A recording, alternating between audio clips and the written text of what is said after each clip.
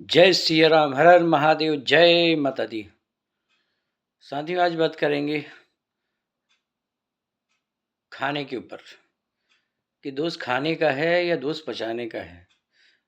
दोस्त ज़रूरत का है या दोस्त ज़रूरत से ज़्यादा खाने का है।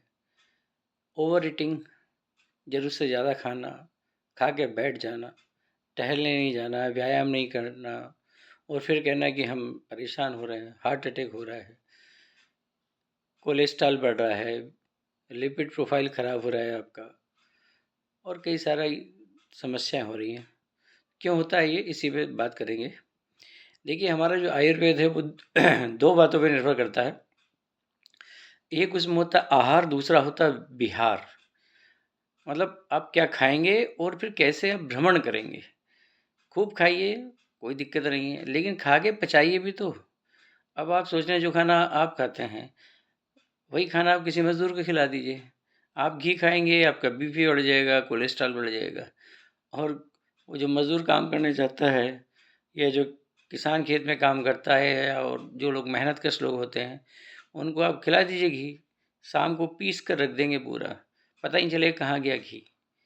लेकिन हम जैसे लोग जो शहर में रहते हैं और ऐसे जो काम करते हैं, फ़िज़िकल काम नहीं करते, मेंटली काम करते हैं, ख़ासकर दिक्कत उनके साथ है जो मेंटली वर्क करते हैं।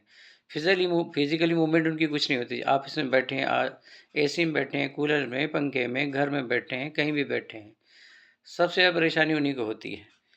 तो जितनी ज़रूरी है उतना खाओ। जैसे आपने कैलोरी का नाम सुना होगा, विदेशी और हम में क्या अंतर है? वो लोग क्या करते हैं, वो कैलोरी खाते हैं। मतलब उन्हें पता है कि आज हमें दिन भर में कितना काम करना है और हमें कितनी कैलोरी की आवश्यकता होती है।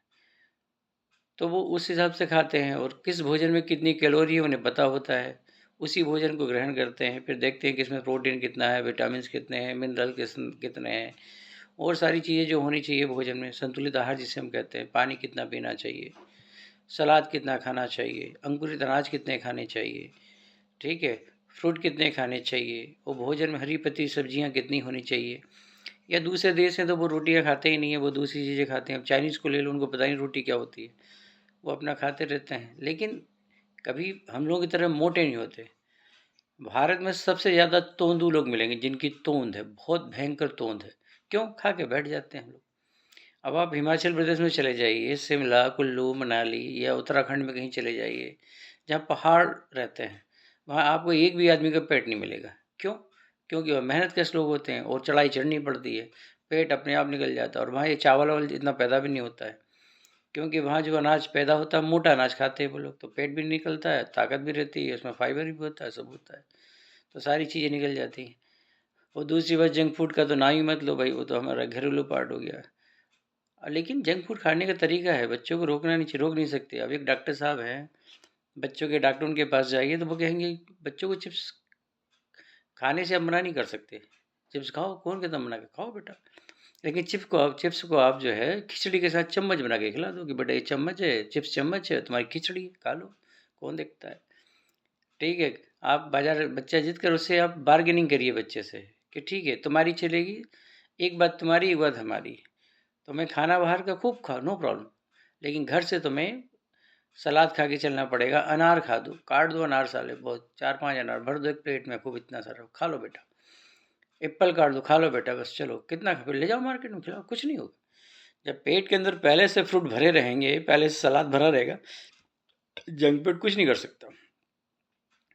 तो इसलिए आपको इस बात का ध्यान रखना भैया कि आहार और विहार, और खासकर ठंड में। अब देखो हमने कपड़े पहन लिए, अब हमारा 5 बज गया, 5:15, जैसे ही 5:30 बजेगा हम निकल लेंगे घूमने के लिए। इस कॉलोनी में घूमते हैं पूरा, लगभग सवा घंटे रोज़ घूमते हैं, कभी कभी 1.5 घंटा भी जाता है। फिर 15-20 मिनट हम लोग बैठते हैं वहाँ पे, हम लोग आपस में हास्य विनोद की बातें करते हैं, चुटकुले होते हैं, कमेंट होती है एक दूसरे पे और खूब ज़ोर ज़ोर से हंसते हैं, ऐसा लगता है कोई जंगली हंस रहा हो। सुबह सुबह आप हमको देखोगे तो पहचान नहीं पाओगे कि पढ़ा लिखा आदमी है कि बिल्कुल गांव का जंगली आदमी। देखो, हर आदमी के अंदर एक बच्चा होना चाहिए। आप बच्चे को जीवित रखिए, बच्चे की तरह हंसिए, खिलखिलाइए, बातें करिए, प्रेम से मिलिए, आपको कोई दिक्कत नहीं होगी। दिक्कत कब होती है? जब आप मशीन बन जाते हैं, आप रोड बन जाएंगे, कॉलोनी में घूमेंगे, किसी से बात नहीं करेंगे, ऐसे चलेंगे जैसे सारे घमंड चलो, हमसे बड़ा कोई नहीं। अबे काय के बड़े हो तुम यार, जरा सी लग जाएगी फुटबॉल की तरह नीचे जाओगे आप। आदमी में कितनी ताकत, कोई कोई वज्र का शरीर होता है कि तुम्हारा दधीची का शरीर है, कि तुम्हारी हड्डियाँ इतनी मजबूत है। जरा सा कुछ पड़ा, एक खोपड़ी में एक पड़ जाए भी तो वहीं गिर जाओगे, अब जरा सी चोट लग जाए तो मर जाओगे। घमंड किस बात का है? लेकिन ये रोबोट होते हैं। कॉलोनी में आपको ये दिक्कत मतलब समस्या मिलेगी, रोबोट जैसे लोग, बिल्कुल ऐसे हम किसी से बात नहीं करेंगे, इधर से चलेंगे बिल्कुल जैसे अमेरिका का राष्ट्रपति डोनाल्ड ट्रंप भी चल रहा हो, इतना बड़ा। अरे काय का घमंड है, बेवकूफ़ हो तुम। अब घमंड के चक्कर में क्या है कि बस अब हाइपरटेंशन पाल लेंगे और बुरा ही पाल लेंगे, क्योंकि जब हँसेंगे नहीं आप, जब हँसते हैं तो आपके चेहरा खिलखिलाता है, तो आपके अंदर ऑक्सीजन की सप्लाई भयंकर बढ़ जाती है, भयंकर। बीसों गुनी ऑक्सीजन की सप्लाई होती है जब अब हँसता है आदमी। तो सोचो इतनी ऑक्सीजन जाएगी तो क्या होगा?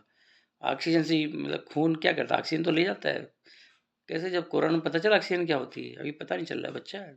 जब मुसीबत पड़ेगी तब पता चलेगा ऑक्सीजन होती है। ऑक्सीजन प्लांट लाओगे, एरिका पाम प्लांट घर में लगाओगे। अरे दौड़ो ना, दौड़ो, हँसो, खेलो, मिलो, ठीक है? तो भैया आहार और विहार का ध्यान रखो, बहुत मज़ा आएगा। दोष खाने का नहीं है, दोष पचाने का है। खाओ खूब, लेकिन पचाओ उसको। वो पचाने के लिए मेहनत करनी पड़ेगी। तो मेहनत करो, आराम हराम है। उन्होंने लिखा था जवाहरलाल नेहरू, आराम हराम है, काहे को आराम कर रहे हो? काम करो, परिश्रम करो, कर्मवीर बनो, वाणी के वीर हम ही तरह फर्जी क्यों बनते हो? रोज लोगों को भाषण देते हो, अरे कुछ करो भी तो यार, कुछ कल्याण का, जन कल्याण का, मानव कल्याण का, जीव जंतु कल्याण का। कितने लोगों को आपकी आवश्यकता है? कभी देखो तो, अरे पढ़ो लिखो कि ये पूरा मानव जीवन क्यों बना है, धर्म अर्थ काम मोक्ष क्या होते हैं इसमें, ब्रह्मचर्य गृहस्थ वानप्रस्थ और संन्यास आश्रम क्यों बनाया गया है, कितने प्रकार के कर्जे होते हैं, कितने कर्ज हैं आपके, कितने ऋण होते हैं, देव ऋण, ऋषि ऋण, मातृ ऋण, पितृ ऋण। इनको पढ़ो, कभी थोड़ा सा ध्यान देखो, इनको समझो, समय निकाल के, तब देखो आपका जीवन कैसे चलता है। तो दोष खाने का नहीं है बच्चा, दोष पचाने का है। जय श्री राम, हर हर महादेव, जय माता दी।